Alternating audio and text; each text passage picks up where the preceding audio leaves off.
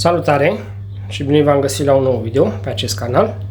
În clipul de astăzi o să fac un experiment și anume o să incubez 30 de ouă de găină din supermarket. Acestea provin de la găini crescute la sol. O să folosesc incubatorul Cleo 5. Primul pas este dezinfectarea incubatorului.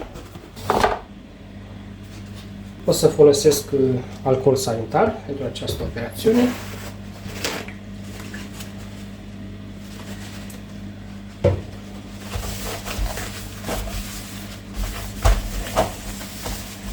Grătarul pe care o să stea ouăle. După ce s-a uscat foarte bine incubatorul, umplem alveola mică cu apă.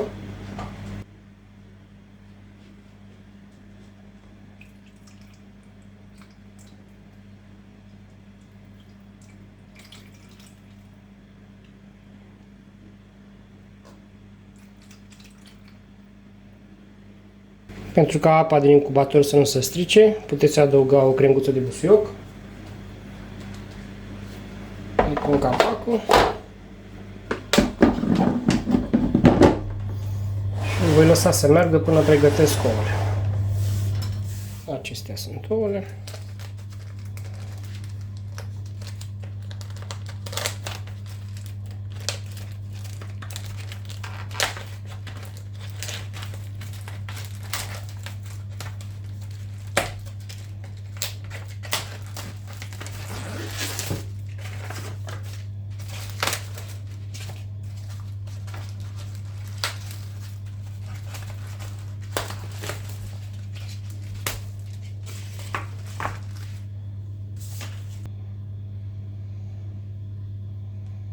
O să le marchez cu 0 și 1.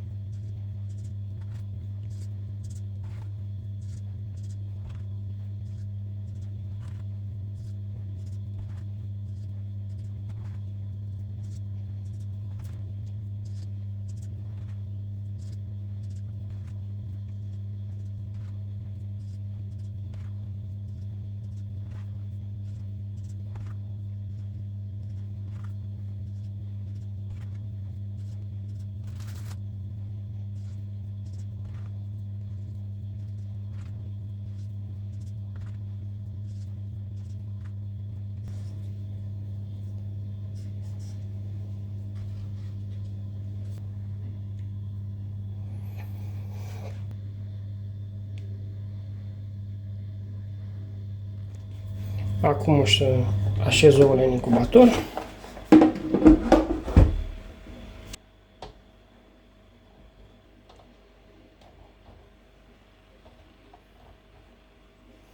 În primele 3 zile ouăle nu se întorc. După 3 zile o să le întorc de 2 ori, o dată dimineața și o dată seara.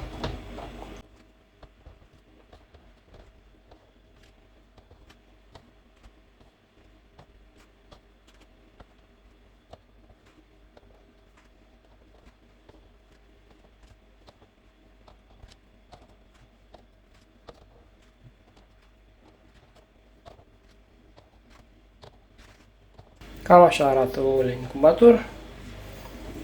Să-i pun capacul. Și revin în ziua 7-a când voi face verificarea cu ovoscopul. Suntem în ziua 7-a și voi face verificarea cu ovoscopul.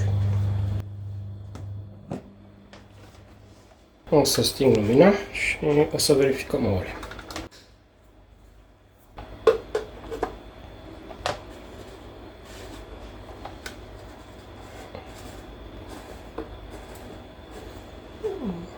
Nu are nimic acest ou.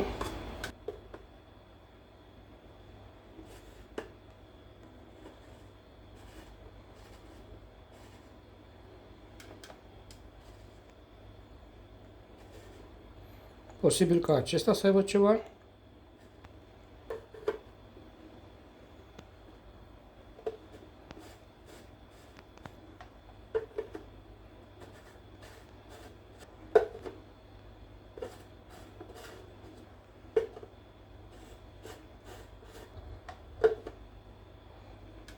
Și acesta are.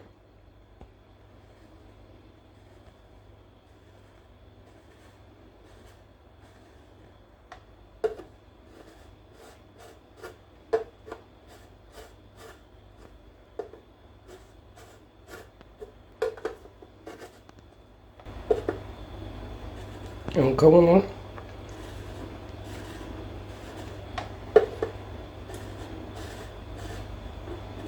Și acesta are embrion format. Deci din 30 de ouă cumpărate de la supermarket, din 8 ouă este posibil să iasă pui. Eu sper măcar un pui să iasă. Teoretic, nu ar fi trebuit să aibă embrion în aceste ouă, deoarece au fost ținute la frigider. Ne vedem în ziua 21. Suntem în ziua 21. Să vedem ce este în incubator.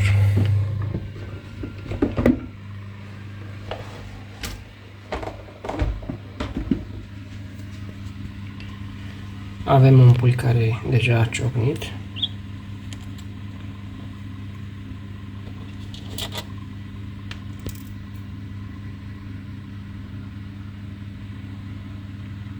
Și din câte am observat, și în acest ou mai este un pui.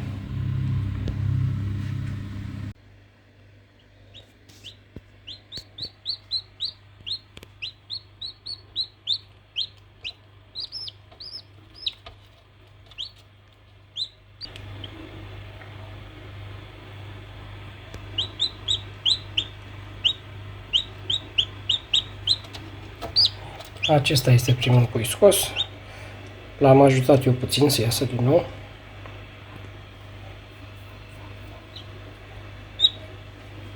Și se mai aude din acest ou. Dar încă nu a ciocnit.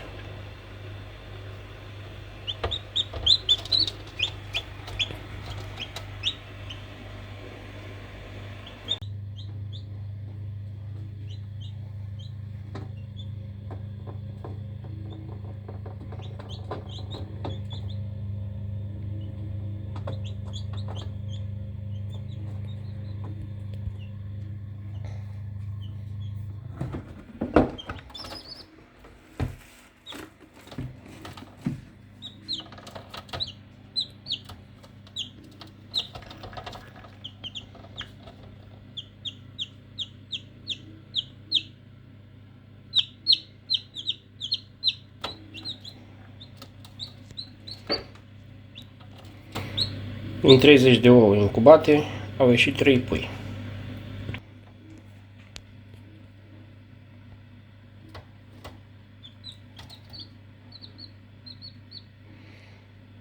Cam acesta a fost clipul de astăzi. Dacă v-a plăcut, nu uitați să dați un like, să vă abonați la canal. Vă mulțumesc pentru vizionare.